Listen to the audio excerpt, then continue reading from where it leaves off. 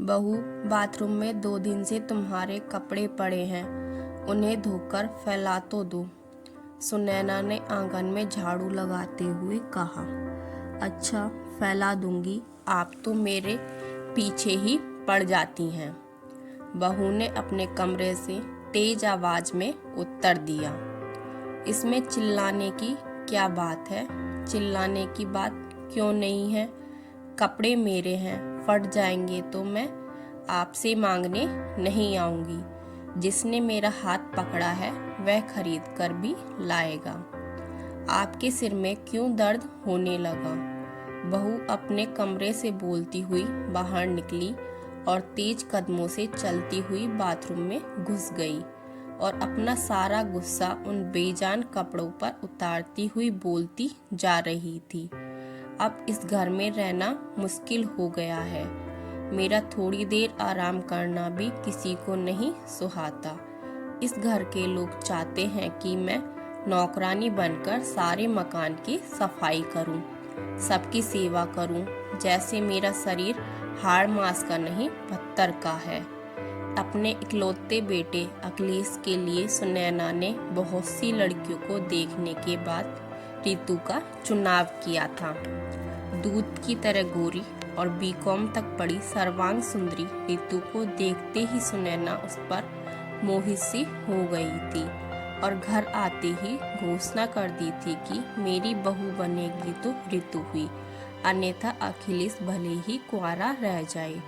इस तरह सुनैना ने 2 साल पहले अपने बेटे का विवाह रितु से कर दिया था। रितु अपने पूरे परिवार की लाडली थी, विशेषकर अपनी माँ की।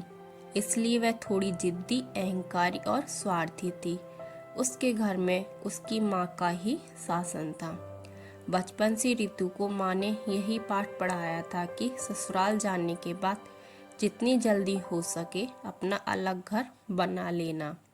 संयुक्त परिवार में रहेगी तो सास ससुर की सेवा करनी पड़ेगी। वैसे तो सुनैना के परिवार में भी किसी चीज की कमी नहीं थी, पर रितु के परिवार के मुकाबले उनकी स्थिति कुछ कमजोर थी। सुनैना के पति राम अवतार एक कंपनी में हेड अकाउंटेंट थे। वेतन कम था, पर उसी कम वेतन में उनकी पत्नी सुनैना अपने घर को बड़े ही सलीके से चला रही थी। साथ ही अपने इकलौते बेटे अखिलेश को भी उन्होंने अच्छी शिक्षा दिलवाई थी। इस समय अखिलेश एक विदेश कंपनी में प्रोजेक्ट मैनेजर के पद पर कार्य कर रहा था, जिसकी शाखाएं देश भर के बड़े बड़े शहरों में थी। अखिलेश को अक्सर अपनी कंपनी की अलग अलग जगह की शाखाओं का दौरा करना पड़ता था। अखिलेश जानता था कि कितनी कठिनाई से उसके मम्मी पापा ने उसे अच्छी शिक्षा दिलवाई है, इसलिए उसका झुकाव हमेशा अपने माता पिता और अपने घर की ओर रहता था। वह अपने वेतन में से कुछ रितु को देकर बाकी पैसा अपनी मम्मी के हाथों में रख देता था। 2-3 महीने तो रितु ने यह सब देखकर सहन किया। यहाँ की सारी स्थितियों की जानकारी वह अपनी माँ को बताना कभी नहीं भूलती थी। हर रात दिन भर की घटनाओं की जानकारी वह अपनी माँ को दे दिया करती और माँ उसे अपना गुरु मंत्र देना कभी नहीं भूलती थी। करीब 3 महीने बाद रितु ने पहले तो अपने पति पर शासन शुरू किया और जब वहाँ बात नहीं बनी तो उसने अपनी सास सुनैना से बात बात में झगड़ा करना शुरू कर दिया। एक बार जो उसका मुंह खुला तो उसने सुनैना की हर ईंट का जवाब पत्थर से देना शुरू कर दिया। अब तो इस घर में हर दिन सास बहू में झगड़ा होने लगा। जिस घर में रितु के आने से पहले जो शांति थी, अब उस शांति का वहाँ नामो निशान भी ना रहा। अब सुनैना की दोपहर घर से थोड़ी दूर एक कमरे में गरीब बच्चों को पढ़ाने में व्यतीत होने लगी। राम अवतार एक शांतिप्रिय व्यक्ति होने के नाते दोनों को कुछ भी कह नहीं पाते थे। पत्नी को अधिक प्यार करते थे, इसलिए उसे अपने तरीके से समझा दिया और बहू के मुंह लगना उचित नहीं समझते थे, इसलिए वे अपने ऑफिस से लेट आने लगी। अखिलेश की भी यही स्थिति थी। जिस माँ ने तमाम मुसीबतें झेलकर उसे पाला पोसा पढ़ा लिखा कर इस लायक बनाया कि वह इज्जत की रोटी कमा सके, उनसे वह कठोर बातें बोल ही नहीं सकता था। लेकिन रितु के सामने उसकी हिम्मत ही नहीं होती थी। उधर रितु रात दिन अखिलेश के कान भरने लगी कि अब वह इस घर में नहीं रहेगी। उसे या तो वह उसके मायके पहुंचा दे या दूसरे मकान किराए पर लेकर रहे। शाम को जब अखिलेश ऑफिस से आया तो सीधे अपने कमरे में गया। कमरे में रितु बाल बिखेरे अस्त व्यस्त कपड़ों में गुस्से में बैठी थी। अखिलेश ने उससे पूछा, आज क्या हुआ, इस तरह क्यों बैठी हो? आज फिर माँ से झगड़ा हुआ क्या? और क्या तुम्हारी माँ मुझसे प्यार से बात करती है? शेरनी की तरह गुर्राते हुए रितु ने कहा और उसकी आंखों में आंसू बहने लगे। इसी के साथ दोपहर का सारा वृत्तांत रितु ने नमक मिर्च लगाकर बता दिया। पुरुष सब सह सकता है पर सुंदर स्त्री के आंसू वह सहन नहीं कर सकता। अखिलेश ने फौरन अपना निर्णय सुना दिया कि वह कल ही इस घर को छोड़ देगा। यह बात सुनते ही रितु के आंसू कपूर की भांति उड़ गए। सोते जागते रात गुजर गई। सुबह जल्दी उठकर अखिलेश घर से निकल गया और करीब 2 घंटे बाद घर आकर माँ से बोला कि मैंने अलग मकान देख लिया है और रितु के साथ दूसरे मकान में जा रहा हूँ। माँ ने कहा, अपने पापा को आ जाने दो, उनसे बात करके चले जाना। नहीं माँ, अब मैं किसी का इंतज़ार नहीं कर सकता। हर दिन कलह से अच्छा है अलग रहना, कम से कम शांति तो रहेगी। ठीक है, मैं तुम्हें रोकूंगी नहीं, क्योंकि अब तुम बच्चे नहीं रहे। जैसा तुम्हें ठीक लगे करो। तुम्हें जिस सामान की ज़रूरत हो ले जा सकते हो, और वैसे भी यह सब कुछ तुम्हारा ही है। कांपती हुई आवाज़ में अखिलेश से कहकर सुनैना ड्राइंग रूम में जाकर बैठ गई। उस समय उन्हें की आंखों में आंसू थे, जिन्हें वे अपने आंचल से बार बार पोंछ रही थी। थोड़ी देर बाद अखिलेश जाकर एक छोटा ट्रक ले आया। साथ में 2 मजदूर भी थे। मजदूरों ने सामान को ट्रक में चढ़ाना शुरू कर दिया। आधे घंटे बाद उसी ट्रक में दोनों पति पत्नी भी बैठकर चले गए। सुनैना की हिम्मत ही नहीं हुई कि वे बाहर निकलकर उन दोनों को जाते हुए देखे। शाम को जब राम अवतार जी ऑफिस से आए तब उन्हें अपनी पत्नी सुनैना से सारी जानकारी मिली। दुख तो बहुत हुआ, पर हर दिन के झगड़े से अच्छा है दोनों जगह शांति तो रहेगी। यह सोचकर वे चुप रहे। उस रात दोनों पति पत्नी ने खाना नहीं खाया। अखिलेश और रितु को गए हुए करीब 1 वर्ष हो गया था। ठीक दिवाली के 10 दिन बाद ही दोनों ने घर छोड़ा था। दिवाली का त्योहार आया तो हर घर में धूमधाम से तैयारी शुरू हो गई। घरों में दीप जलाए जा रहे थे, पर सुनैना और राम अवतार दोनों उदास बैठे अतीत की यादों में खोए रहे। उनमें त्योहार को लेकर ना कोई उत्साह था ना कोई उमंग। शाम को सुनैना केवल एक दीपक जलाकर आंगन में रख आई। दिवाली के 2 दिन बाद राम अवतार को ऑफिस भेजकर सुनैना बच्चों को पढ़ाने चली गई, और जब वे शाम को लौट रही थी तो रास्ते में उनकी मुलाकात एक अनजान औरत से हो गई, जो उन्हें जानती थी, पर सुनैना उसे नहीं जानती थी। पहले तो उस स्त्री ने सुनैना को नमस्ते की, फिर बताया कि रितु व अखिलेश उसके मकान के पास ही रहते हैं। आज रितु की तबीयत ज़्यादा खराब थी और उसे उसके मकान मालिक ऑटो रिक्शा से अस्पताल ले गए हैं, क्योंकि अखिलेश यहाँ है नहीं और रितु की डिलीवरी होने वाली है। सुनैना ने जब उस औरत से यह पूछा कि रितु के मकान मालिक उसे लेकर किस अस्पताल गए हैं, तो उसने वर्मा नर्सिंग होम का नाम बता दिया। सुनैना जल्दी से घर आई और एक थैले में कुछ आवश्यक सामान रखा। अलमारी में जो पैसा रखा था उसे लिया और घर को ताला लगाकर ऑटो से वर्मा नर्सिंग होम चली गई। वहां जाकर जब रितु के बारे में पता किया तो पता चला कि बच्चा नॉर्मल नहीं हो सकता, इसलिए डॉक्टर रितु को ऑपरेशन थिएटर में ले गए हैं। तभी एक नर्स ने आकर आवाज लगाई कि रितु के साथ कौन है। डॉक्टर एक फॉर्म पर साइन कर और ऑपरेशन फीस जमा कराने के लिए बुला रही हैं। सुनैना नर्स से जब रितु के बारे में पूछ रही थी तब वहीं पर रितु के मकान मालिक भी खड़े थे। वे समझ गए कि यह स्त्री शायद अखिलेश की मां है, तभी इतनी बेचैनी से पूछ रही है। उन्होंने हाथ जोड़कर सुनैना को नमस्ते किया और फिर सारी बातें उन्हें बता दी। सुनैना ने भी उन्हें बता दिया कि रितु उनकी बहू है। सुनैना उस नर्स के साथ डॉक्टर के कक्ष में चली गई और डॉक्टर विमला भाटिया को नमस्ते कर उन्हें अपना परिचय दिया कि रितु उनकी बहू है और वे ऑपरेशन की फीस जमा कराने आई हैं। पहले तो डॉक्टर ने उनसे एक फॉर्म पर हस्ताक्षर करवाए और फिर ऑपरेशन के लिए 25,000 रुपये जमा कराने को कहा।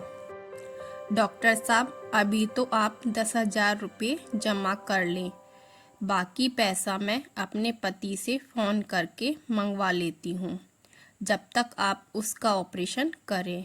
मुझे किसी भी हालत में जच्चा व बच्चा स्वस्थ चाहिए।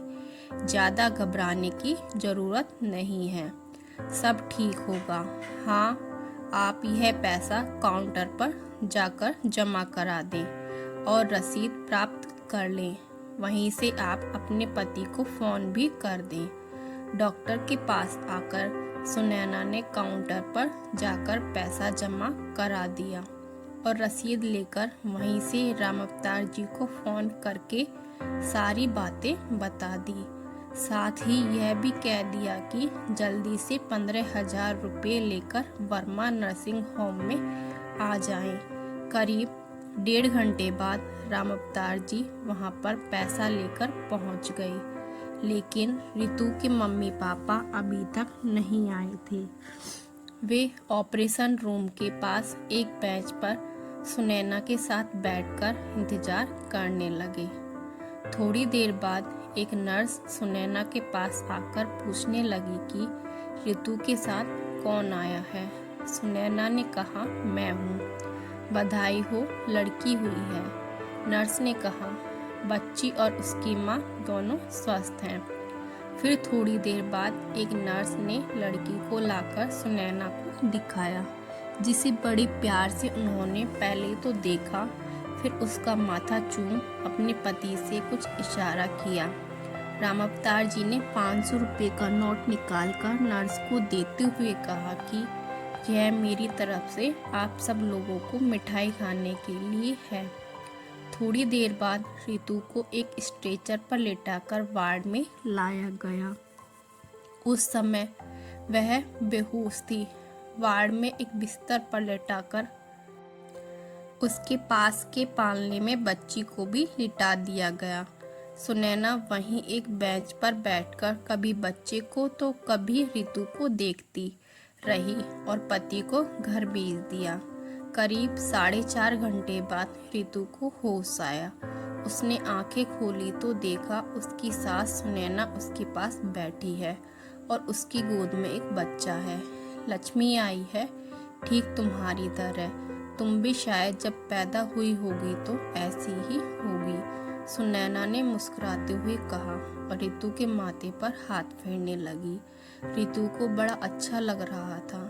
तभी उसके मकान मालिक भी वहां आ गए और बोले, रितु, जब तुझे लेकर यहाँ आ रहा था तब मेरी पत्नी की तुम्हारी मम्मी से बातें हुई थी और उन्होंने कहा था कि वे जल्द ही अस्पताल पहुँच रही हैं, पर अभी तक न खुद आई हैं और न तुम्हारे पापा आए हैं। शाम हो गई थी, अभी तक सुनैना ने कुछ नहीं खाया था, बल्कि चाय तक भी नहीं पी थी। रात भर वह बेड के पास स्टूल पर बैठी कभी ऋतु का सिर दबाती तो कभी बच्चे के रोने पर उसे उठाकर घुमाती। इस तरह जिम्मेदारी को ढोते उनकी रात आंखों आंखों में कट गई। सुबह राम अवतार थर्मस में चाय लेकर आए और दोनों को कपों में डालकर चाय दी। फिर पत्नी की ओर देखते हुए कहा, तुम अब घर जाओ, मैं यहाँ बैठता हूँ। कल से तुमने खाना भी नहीं खाया है। तुम्हारा खाना किचन में कल से ज्यों का त्यों बना हुआ रखा है। घर जाओ और ऋतु के लिए खिचड़ी बनाकर लेती आना। तब तक मैं यहाँ पर बैठता हूँ। आज मैंने ऑफिस से छुट्टी ले रखी है। सुनैना दोनों को बहुत सी हिदायतें देकर चली गई। राम अवतार वहीं बेंच पर बैठ गए। करीब 1 घंटे बाद कुछ सोचकर ऋतु से उन्होंने कहा, बेटा मैं जरा बाहर बैठता हूँ, कोई चीज़ चाहिए तो नर्स से कहलवा देना। और वार्ड से बाहर निकल गए। ऋतु के बगल वाले बेड पर भी एक स्त्री को ऑपरेशन से बच्चा हुआ था। उसकी देखभाल के लिए उसकी माँ वहीं पर बैठी हुई थी।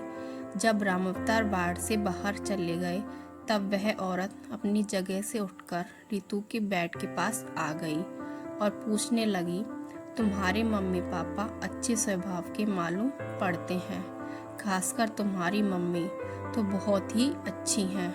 बेचारी रात भर तुम्हारी सेवा करती रही हैं। ये दोनों मेरे मम्मी पापा नहीं, सास ससुर हैं। क्या? वह औरत आश्चर्य से ऋतु का मुंह देखने लगी। फिर उसने कहा, क्या दुनिया में ऐसी भी सास होती हैं जो कल से बिना खाए पिए अपनी बहू की सेवा कर रही हैं?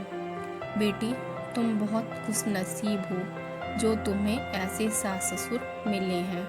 पूरा वार्ड अब तक यही समझ रहा था कि ये तुम्हारे मम्मी पापा हैं।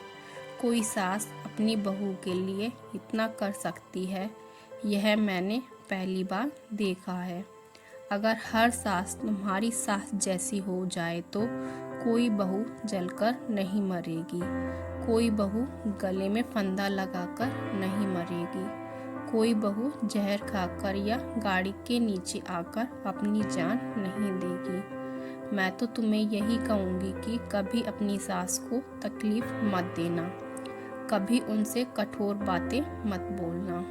और बेटी, सच्चे मन से उनकी बुढ़ापे में सेवा करोगी तो इस बुढ़िया की आत्मा तुम्हें आशीर्वाद ही देगी। इतने में एक नर्स ऋतु को इंजेक्शन लगाने आ गई। उस औरत की बेटी ने शायद पानी मांगा और उसे वह पानी पिलाने चली गई। ऋतु सोचने लगी कि उसकी मम्मी भी एक औरत है और उसकी सास भी, पर दोनों में कितना फर्क है। एक केवल शासन करना चाहती है, दूसरी नम्रता पूर्वक अनुसरण। एक किसी के घर को तोड़ना चाहती है तो एक घर को बचाने के लिए स्वयं तकलीफ उठाती है। एक में दिखावा है, अभिमान है तो दूसरी में गंभीरता एवं सहजता है। पहली नारी है इसलिए सम्मान्य है, दूसरी सम्मान के साथ साथ श्रद्धा व प्रेम की भी पात्र भी है। एक केवल जननी है तो दूसरी माँ। ऋतु की आंखें छलक रही थी। बेटा, चाय पी लो। राम अवतार की आवाज से ऋतु का ध्यान भंग हो गया। ऋतु ने बड़े ध्यान से अपने ससुर की ओर देखा और सोचने लगी, इस व्यक्ति ने आज तक मुझे बेटा के सिवा और किसी नाम से बात नहीं की और ना ही कठोर शब्द बोले। इन लोगों के साथ गलत व्यवहार करके मैंने बहुत बड़ा अपराध किया है। फिर ऋतु का ध्यान भंग हुआ क्योंकि राम अवतार जी बगल वाली स्त्री से कह रहे थे, बहन जी, आपको एक कष्ट दे रहा हूँ, आप मेरी बहू को हाथ लगाकर उठा दें ताकि वह चाय पी ले। वह औरत उठी और ऋतु को उठाकर चाय पिलाने लगी तो राम अवतार जी वार्ड से बाहर चले गए। करीब 10 बजे सुनैना खिचड़ी और कुछ साफ सुथरे कपड़े लेकर आ गई। ऋतु को धीरे से बैठाकर चम्मच से अपने हाथ से खिलाने लगी। आज उसे यह खिचड़ी मोहन भोग के समान लग रही थी। शाम को करीब 4 बजे रितु के पापा गिरधारी प्रसाद और उसकी मम्मी रजनी ने एक साथ वार्ड में प्रवेश किया। उस समय सास सुनैना रितु के बालों में कंघी कर रही थी। बेड की दूसरी तरफ एक खाली बेंच पर वे दोनों बैठ गए। दोनों को यहाँ आना ऐसा लग रहा था कि जैसे किसी पार्टी में आए हों। गिरधारी प्रसाद बार बार अपनी टाई को ठीक कर रहे थे और रजनी को तो कहना ही क्या था। दोनों के कपड़ों से महंगे परफ्यूम की खुशबू आ रही थी। पूरा जच्चा बच्चा वार्ड उस खुशबू से महक रहा था।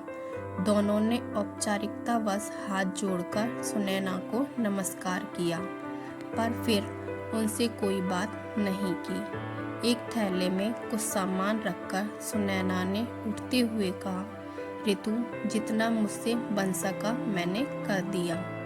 अब तुम्हारे मम्मी पापा आ गए हैं। अब मैं अपने घर जा रही हूँ। तुम भी 1 सप्ताह बाद अपना टाँका कटवाकर अपने घर चली जाओगी।